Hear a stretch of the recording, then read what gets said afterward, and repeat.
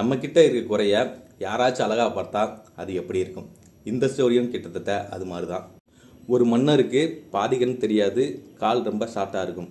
அவரோட ஓவியத்தை தன்னோட அரண்மனையில் வரைஞ்சி வைக்கணும்னு சொல்லிட்டு ஆசைப்படுறாரு. சிறந்த ஓவியர்களை கூப்பிட்டு ஒரு அறிக்கை விடுறாரு.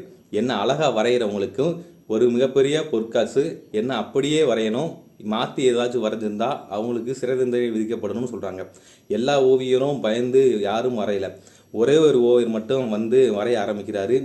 அதை எல்லா பேரும் வியந்து பார்க்குறாங்க. எண்ட் ஆஃப் தி டே அந்த ஓவியர் அந்த ஓவியத்தை வரைஞ்சி முடிக்கும் போது மன்னர் அந்த ஓவியத்தை பார்த்து ஆனந்த கண்ணீர் வடிச்சிருக்காரு. அப்படி என்ன அந்த ஓவியத்தில் வரைஞ்சிருக்காருன்னா, அந்த மன்னர் ஒரு கண்ணை மூடி காலை முட்டி போட்டு அம்பை எய்து மாதிரி ஒரு மிருகத்தை குறிவைத்து மாதிரி அந்த ஓவியம் வரைஞ்சப்பட்டிருந்துச்சு. அதை பார்த்து அந்த மன்னர் அந்த ஓவியருக்கு பாராட்டு, பொற்காசு எல்லாமே அந்த மன்னருக்கு கொடுத்துருக்காரு. இது மாதிரி தான் நம்மளை சுற்றியும் ஏதாச்சும் குறைகள் இருக்க தான் செய்யும். அந்த குறைகளை அக்செப்ட் பண்ணிவிட்டு ஒரு நபர் அதை அழகாக மாற்றினா எப்படி இருக்கும்? அதுதான் இந்த ஸ்டோரியோட நோக்கம். இந்த வீடியோ பிடிச்சிருந்தா மறக்காமல் கமெண்ட் பாக்ஸில் கமெண்ட் பண்ணுங்கள்.